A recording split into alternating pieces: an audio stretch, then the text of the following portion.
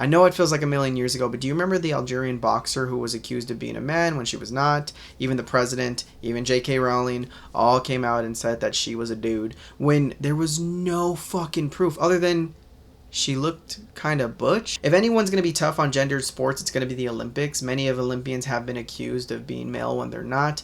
There's been multiple stories where women athletes have been tested because their testosterone is so high and they've been accused of being a male. The Olympics don't play. Especially this person who came from Algeria, where it's a very strict, they don't believe in trans people country. I don't think I ever saw Trump apologize, nor J.K. Rowling. They just kind of kept going with it. And your kid goes to school and comes home a few days later with an operation.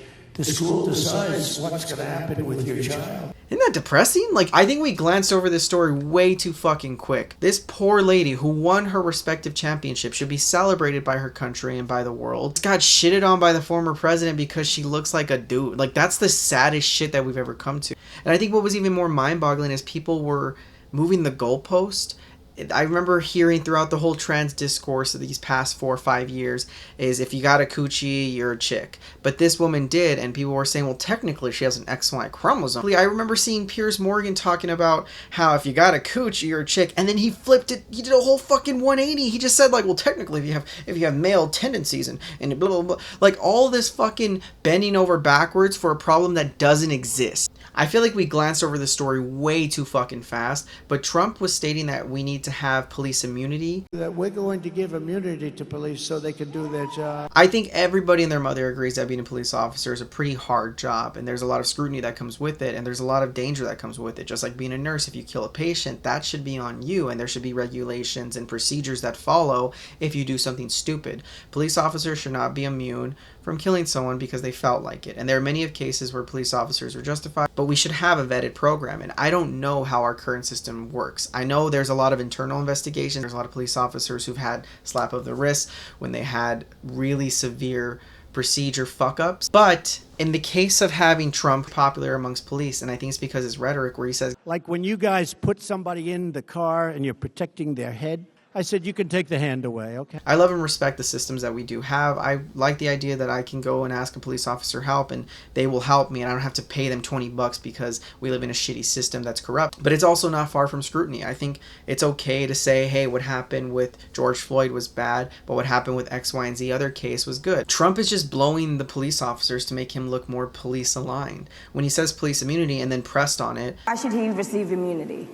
Well, he might not. I mean, it depends. It depends on what happens. I'm talking about people that are much different cases. When he says, I want police immunity, people were like, well, you still want like the vetted program and like people like not to just go willy-nilly. And he was like, yeah, of course. Because he's just saying whatever sounds cool to the police officer union. That's why he's endorsed by the police officer union. They like him. Realistically, a good president should be neutral and want to have vetted programs for all. I don't want police officers to have to stand there and get shot because we have over-regulations, but I also don't want them to shoot willy-nilly. That's a very non-political statement. It's so fucking boring that it shouldn't have to be said, but people like Trump don't care about his rhetoric and he just wants to sound cool. And to say stuff like police immunity, you and I, average folks who aren't police officers, go, oh yeah, that's kind of weird. One of my favorite fighters right now in the UFC is a guy named Alex Pereira. He's an amazing fighter who has such great accolades. But unfortunately, he was accused of sexual assault by a woman via her Instagram and online socials. This woman basically came out and said that Alex assaulted her.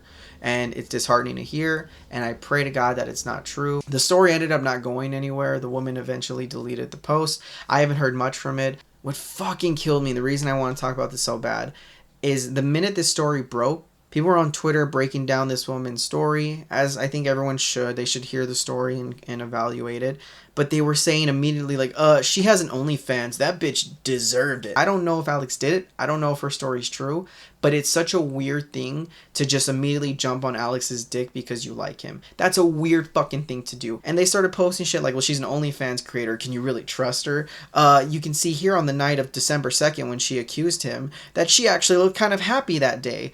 What the fuck are you talking? Like, we always hear these responses whenever we see someone come out and say, I was assaulted. People will find a photo of them that very day or the next day and say, how can you be assaulted if you look normal here? A victim will come out and say, I was assaulted 12 years ago. And some asshole will say, why'd you wait 12 years to say it? Like, those are just weird responses. People, when it comes to sexual assault, I don't know why.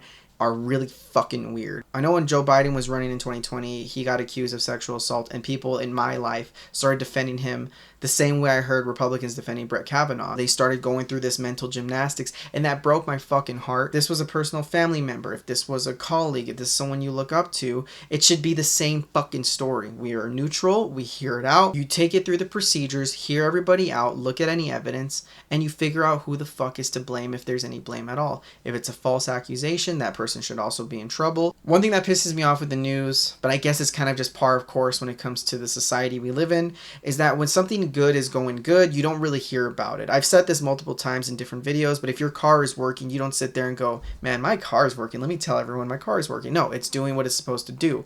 The minute your tire pops is when you start complaining to the whole world and say, man, today sucks. When society is doing good, there's a thing that happens where you don't hear about it. But when society fucks up, that's all you hear. There are plenty to complain about the Biden administration, but I personally think and have high praise of Biden given all the legislation he has passed. So it pains me when I see such great news get dismissed because it's not salacious, it's not interesting, it's just boring. Biden, through his legislation, lowered the cost of 10 prescription drugs through Medicare. These drugs had a high cost associated and now will be lowered because of Biden. And no one is talking about it. It's not a sexy story. You look at the drugs that were lowered in the prices, it's not something sexy like Adderall or boner pills. It's people who have rheumatoid arthritis, people who need blood thinners, diabetics. That's not a sexy story to sell. In the same vein, Biden lowered the cost of insulin and made a cap of $35. Due to his Inflation Reduction Act, insulin now has this cap when it comes to Medicare cost. And Trump did something very similar for some seniors during his presidency, and I give him all the praise for that. And as I hope to be a fair, realistic, smart person, I look at Trump and say, great, that was a cool step you did, and I hope to think that it was also a step forward that Biden was able to take because of you. But in reality, Trump looked at his and said, I did it first and I did it better. When in reality, Biden's legislation was better, where Trump just had a smaller fix, which again isn't bad, but we should be praising each other. If Trump really wants to lower the cost of insulin, he should look at this plan and say, this is something that Biden did and I'm proud of, and I'm going to do it better. I think this is a good story that unfortunately is not going to go anywhere.